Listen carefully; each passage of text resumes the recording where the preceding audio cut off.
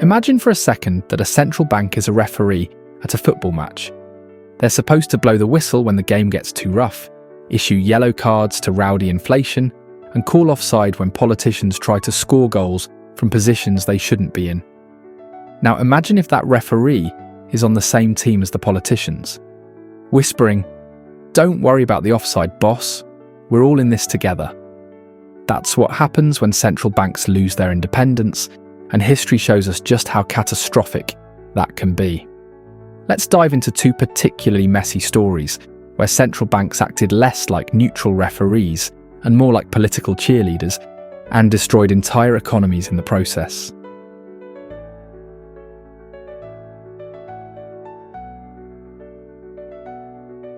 If there were an Olympic event for economic meltdowns, Zimbabwe's central bank would take the gold medal.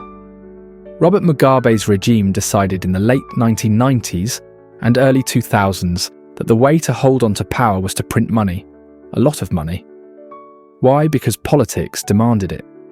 The central bank, the Reserve Bank of Zimbabwe, became Mugabe's financial printing press, churning out cash to fund land seizures, war debts, and inflated government salaries. The logic, if we can call it that, was simple. More money equals more solutions. But economics, my friends, is not so kind to shortcuts. What followed was something so absurd, it bordered on comedy. Zimbabwe experienced hyperinflation on a scale that would make your head spin. In 2008, the inflation rate peaked at 89.7 sextillion-percent, meaning that prices doubled every 24.7 hours. Want to buy bread? You'd need a suitcase of Zimbabwean dollars by the afternoon, because yesterday's money couldn't even buy you crumbs.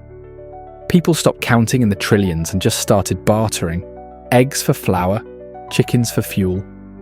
At one point, the RBZ issued a $100 trillion banknote, a piece of paper so ludicrous it became a collector's item. Economists called it the death of money. So what went wrong? Well, the Reserve Bank of Zimbabwe had become a lapdog instead of a watchdog. Instead of raising interest rates to combat inflation or advising Mugabe to curb spending, they did exactly what the government asked: print, print, and print some more. Independent central banks are supposed to say no when politicians demand short-term fixes, but in Zimbabwe, the RBZ played yes man until the economy was utterly ruined. By the time sanity returned, in the form of abandoning the Zimbabwean dollar entirely, the damage was done. Trust in the financial system? Gone. Savings? Vaporized. Zimbabwe became a textbook case of what happens when politicians hold the keys to the printing press.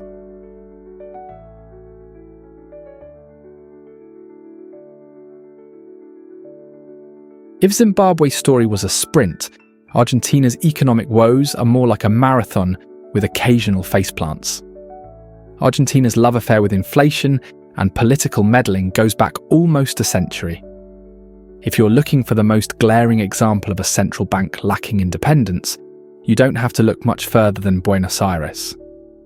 The Central Bank of Argentina, BCRA, has spent decades stuck in a toxic relationship with its government. From the Perón era to more recent times, politicians have repeatedly leaned on the central bank to fund their extravagant promises. Populist policies, like massive social spending, energy subsidies, and currency controls, often came with a hefty price tag, and instead of raising taxes or borrowing responsibly, governments simply turned to the BCRA and said, "Can you just print us some pesos?" The result? A recurring cycle of runaway inflation, debt defaults, and currency crises that has turned Argentina into an economic Groundhog Day. Here are some highlights. Between 1975 and 1990, Argentina's inflation averaged 300% per year. By the early 2000s, the country defaulted on $95 billion in debt, the largest sovereign default in history. In 2023, inflation hit a jaw-dropping 124%, and the peso is so weak that locals hoard US dollars under their mattresses like it's treasure. Despite periods of short-lived booms, Argentina's real economic growth has largely stalled over the past few decades. Between 2000 and 2023, real GDP growth averaged just 1.7% annually, far below the global average of 3.4% during the same period. Repeated crises have erased progress, leaving the economy in a perpetual cycle of stagnation. Now, Argentina's problems are not just about printing money. There's also chronic overspending, mismanagement, and corruption. But the root issue remains: the central bank has never been allowed to do its job independently.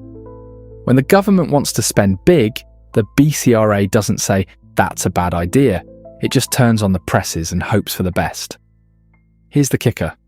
Argentina's central bank has laws that technically promise independence.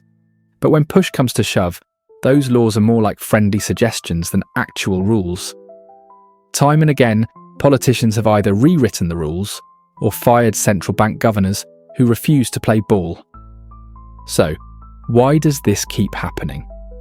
At the heart of these disasters is one simple truth. When central banks are not independent, they become tools for political agendas. Politicians are naturally short-sighted.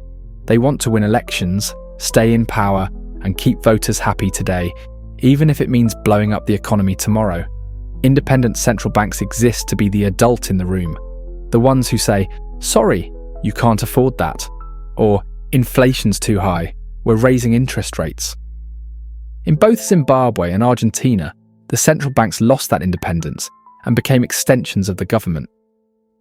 The result: economic chaos, poverty, and a complete erosion of trust.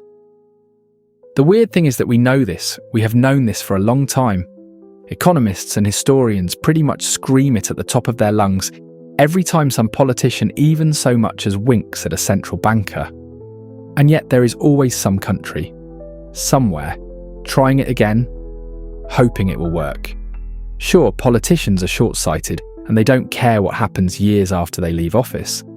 But the odd thing is that even in cases of dictatorships like Zimbabwe above or Venezuela in the 2010s, they try it. I mean, if you're a dictator and you know that you'll be in power for a while, why would you try this?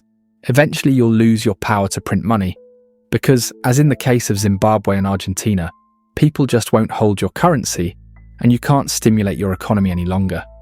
And the damage is enormous. People will get so used to your shenanigans that whatever comes out of your mouth will be completely dismissed. In the case of democratic governments, leaders rely on a general misunderstanding among the public of economic issues.